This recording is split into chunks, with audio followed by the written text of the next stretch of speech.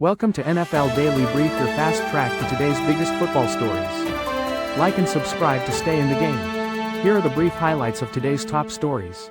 No run game in Kansas City? Poor O-lines in Houston, Minnesota? Real or not ratings for every team? Which NFL teams are rising and falling? Here's our fresh 1 to 32 power rankings poll. Commanders given final approval for DC return. 49ers say Purdy has chance to return versus Cards. Johnson, I'm not giving trade secrets to Brady. Cards Murray sorry for post with Vick jersey, dog. Mayfield after Texans spat, Bucs won't tolerate it. McVay, good, avoids surgery after sideline injury. Bengals not ruling out Burrow return later in 25. Source, injury to Bolts Mack not season ending. Cardi B, Stefon Diggs are expecting a child. Can the Giants afford to sit Jaxson Dart for the whole year? Here are the benefits. Where does Jake Browning rank among backup quarterbacks? Here's our top 12 list. What we're hearing. Latest on Aaron Rodgers, the Bengals' plans without Joe Burrow. From fan to teammate, how Rams' Puka Nacua is bonding with Davante Adams. There is risk when a team leans on the pass as Cincinnati does. QB injuries can happen. Rankings for Week 3. Matchup rankings. Javonte Williams, DK Metcalf stand out in Week 3. It's a violent play, why the rest of the NFL isn't using the tush-push. How farming and family forged Eagles center Cam Jurgens. Now, let's dive deeper into the details. 2 weeks into the 2025 National Football League season, narratives are forming, perhaps prematurely. Not all 10-2-0 teams are Super Bowl contenders, and not all 0-2 teams are hopeless. Each team needs to either reverse a negative trend or continue a positive one. Reporters identified key trends for each team and assessed their likelihood of continuing. The Buffalo Bills surprisingly lead the league in rushing attempts. This is real to a degree, as their offense emphasizes the run game to support quarterback Josh Allen.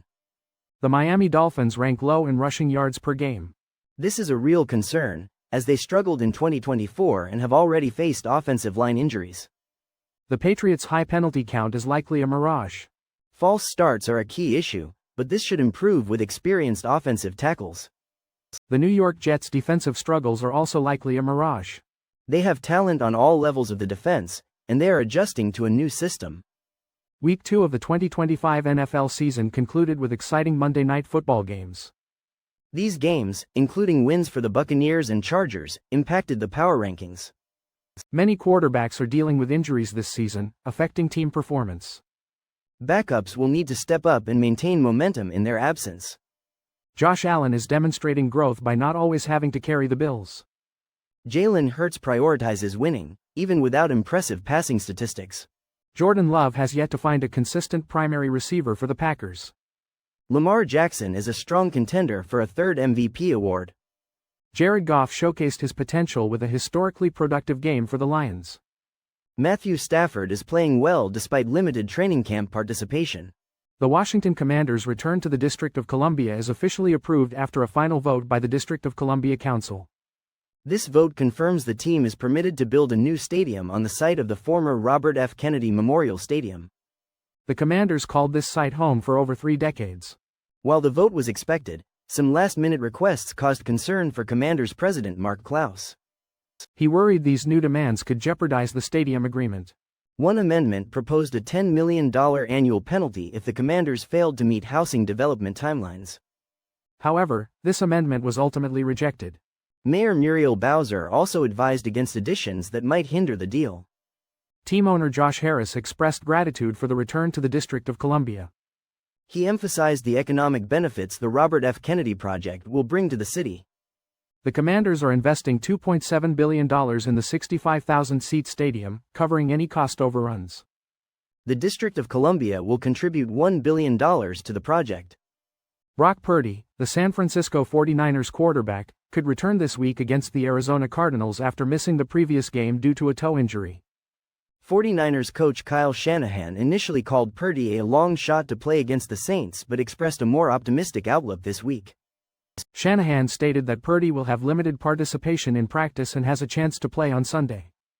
Purdy participated in some throwing drills during the portion of practice open to media. Purdy has been dealing with toe and left shoulder injuries sustained in Week 1 against the Seattle Seahawks. The toe injury has been the more significant issue and the primary reason he did not play against the Saints. While Shanahan initially suggested Purdy might miss multiple games, the injury is being evaluated on a week-to-week basis.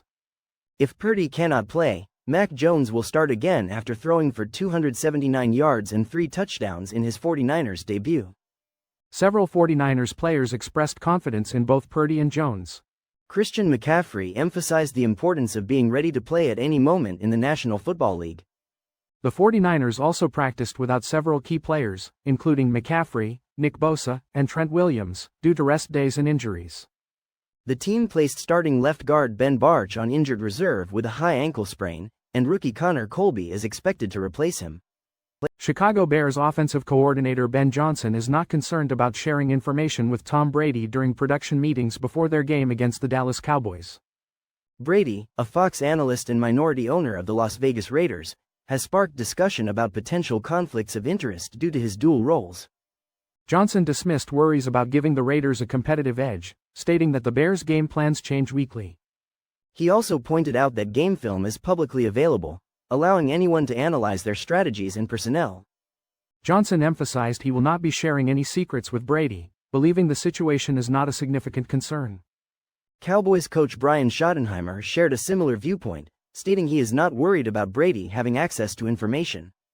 Schottenheimer even joked that he would not talk to Brady at all, recognizing everyone has access to playbooks through various connections. He added that he is comfortable talking football with anyone and is not concerned about information getting back to the Raiders. Brady was observed in the Raiders coach's booth with a headset during their recent loss to the Los Angeles Chargers. The National Football League clarified that while Brady is prohibited from team facilities for practices or meetings, he is allowed in the booth as a minority owner. Johnson stated he has been cautious with his words all season, maintaining a coach-speak approach. He added that his interaction with Brady will be business as usual, emphasizing their good relationship. Kyler Murray issued an apology for a social media post showing him in a Vick jersey with his bulldog. The Arizona Cardinals quarterback removed the Instagram post after receiving negative reactions online. Murray expressed empathy for those offended by the picture of him wearing the retro Virginia Tech jersey. He stated that he does not condone animal cruelty or dogfighting in any way. Murray explained that he wore the jersey because he admired Vick growing up. He mentioned he wore the jersey before the Cardinals' win against the Carolina Panthers on Sunday. Murray has 2 American bulldogs, Swoosh and Trunks, and he posed with Trunks in the photo. He emphasized that his dogs are treated very well. Murray reiterated that he does not support dogfighting and apologized for any offense caused. Vick served 21 months in federal prison after pleading guilty to running a dogfighting ring in 2007. Murray said he took down the Instagram post after seeing how it affected people. He offered a sincere apology to anyone affected by the post. Baker Mayfield discussed his on-field exchange with Houston Texans safety C.J. Gardner-Johnson after a play on Monday night. Mayfield emphasized the Buccaneers' tough attitude, stating they do not tolerate any disrespect. The play in question occurred during the third quarter when Mayfield scrambled on a 3rd and 10. He appeared injured after being tackled by Will Anderson Jr. but quickly recovered and engaged with Gardner-Johnson. Mayfield later posted a picture of the incident on Instagram, to which Gardner-Johnson responded with a comment about Mayfield not having a Super Bowl ring. Despite the hard hits he took during the game, Mayfield assured reporters he feels great physically. He also confirmed his left leg, which had a compression sleeve, is fine. Mayfield fully participated in the team as walkthrough despite being listed with a foot and toe injury. His bodywork coach, Dave Matthews, is not scheduled for any extra sessions this week. The Buccaneers are on a modified schedule this week with a walkthrough to accommodate for less recovery time before their game against the New York Jets. Running back Rachaad White also took a hard hit while recovering a Mayfield fumble but returned to the game and scored the winning touchdown. Mayfield praised White's resilience and the team's overall fighting spirit. Los Angeles Rams coach Sean McVay tore the plantar fascia in his left foot during Sunday's game against the Tennessee Titans. McVay confirmed the injury which occurred while he was calling a timeout during the game. The plantar fascia is the tissue that connects the heel bone to the toes. McVay underwent a magnetic resonance imaging scan to confirm the diagnosis of the injury. He joked that the injury was due to his athleticism on the sidelines. McVay stated that he will not require surgery for this injury. Surgery is typically only needed to break up the plantar fascia before it tears. McVay reported feeling good and even better than before the tear. He explained the injury had been bothering him and restricting him for a little while before the game. The sudden movement of exploding down the sidelines to call the timeout caused the fascia to tear. McVay said the tear was temporarily painful, but it now feels much better. He considers tearing the plantar fascia a positive outcome as it accelerates the healing process. Bengals quarterback Joe Burrow might play again this season despite a turf toe injury. Coach Zac Taylor did not rule out a return after Burrow is eligible to come off injured reserve. Burrow was placed on injured reserve Tuesday and is expected to miss at least 4 weeks. He suffered the injury in the Bengals' Week 2 victory over the Jacksonville Jaguars. The Bengals are currently 2-0 and looking for their first 3-0 start since 2015. Jake Browning will start at quarterback for the Bengals against the Minnesota Vikings this week. Browning spent his first 2 seasons in the National Football League on the Vikings practice squad. He was released by the Vikings in 2021 and later signed by the Bengals. Coach Taylor expressed confidence in Browning and the team. Browning said he has moved on from his previous stint with the Vikings. He is focused on preparing for the game against Minnesota. The Bengals have positive 140 odds of reaching the postseason despite their undefeated record. Khalil Mack is sidelined with a left elbow injury, but it is not season-ending. This news was initially reported by the National Football League Network and confirmed by a source to Entertainment and Sports Programming Network. Chargers coach Jim Harbaugh stated that Mack will be placed on injured reserve. This means Mack will miss at least 4 games, though Harbaugh did not elaborate on the specifics of the injury. Mack suffered the injury in the first quarter while attempting a tackle against the Las Vegas Raiders. His left hand got caught between Chargers linebacker Troy Dye and Raiders wide receiver Trey Tucker. Mack left the field in visible pain and later returned with his elbow wrapped in a sling. Despite the injury, he managed to finish the game with 1 sack and 1 tackle. Mack has an impressive record against the Raiders, with 12.5 career sacks. This is the most sacks by any player against a single opponent since 2021. The 34-year-old signed an $18 million one-year deal in March. With Mack out, outside linebacker Caleb Murphy will likely see increased playing time. Cardi B and Stefon Diggs are expecting a child together. The Grammy Award-winning rapper announced her pregnancy with the New England Patriots wide receiver. She shared this news in an interview with Gayle King on CBS Mornings. Cardi B expressed feeling strong and powerful while managing her work and pregnancy. This will be the 4th child for Cardi B. This is Stefon Diggs' first child. Rumors about the pregnancy circulated on social media prior to the official announcement. The baby is due before the start of Cardi B's tour in February. Cardi B's second studio album, Am I the Drama, is set to release on September 19th. Diggs has 10 receptions for 89 yards in his first 2 games with the Patriots. When asked about celebrations, Diggs remained coy and simply said we will see. He was asked this question in the locker room on Wednesday. Jaxson Dart, the New York Giants rookie quarterback, is currently focusing on learning and development rather than starting. He spends his time studying opposing quarterbacks and running the scout team in practice. The Giants are following a similar strategy to the Kansas City Chiefs with Patrick Mahomes, allowing Dart to learn behind veteran Russell Wilson. This approach involves limited first-team reps for Dart, focusing on observation and learning from Wilson and Jameis Winston.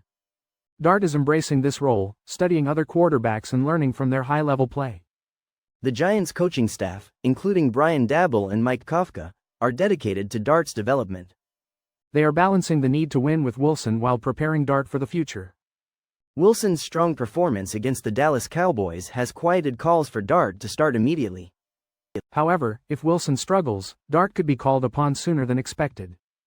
This situation presents 2 contrasting approaches, learning through observation versus gaining experience on the field. Many successful quarterbacks have benefited from not starting immediately in their rookie seasons. The Giants' locker room seems to support the current plan, believing it is best for both Dart and the team. Dart has valuable mentors in Wilson and Winston, who have a combined 288 starts in the NFL. He is also learning from observing the coaching staff's in-game adjustments. Jake Browning performed well when replacing an injured Joe Burrow, prompting a discussion about the league's best backup quarterbacks. The Bengals are fortunate to have a capable backup, as a reliable number 2 quarterback is crucial in unexpected situations. Several starting quarterbacks are injured or questionable for Week 3, emphasizing the importance of backup quarterbacks. Kirk Cousins is considered a top backup due to his experience and past performance as a starter. Browning showed promise in 2023 with a high QBR and completion percentage over expectation in limited starts. Despite some weaknesses, Browning benefits from throwing to talented receivers like Jamar Chase and T. Higgins. Highly drafted rookies like Hendon Hooker deserve consideration due to their potential upside. Marcus Mariota, despite limited recent playing time, has a solid track record as a backup. Tanner McKee is an intriguing case with positive signals from training camp and preseason.